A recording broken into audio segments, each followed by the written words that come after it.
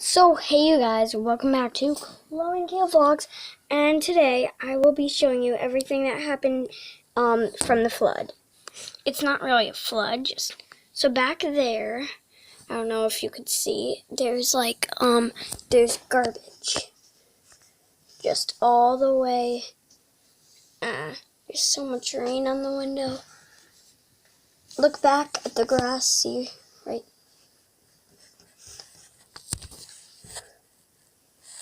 there by that basketball hoop. See?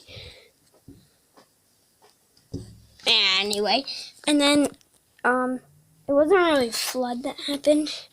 Anyway, it was really good rain. A lot of plants got watered, but there were hurricanes.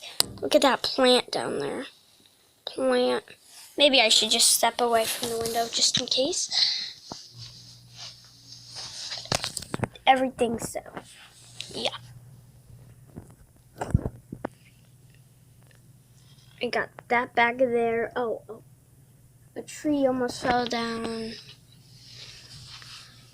All our plants look icky because they weren't really watered that much. So yeah.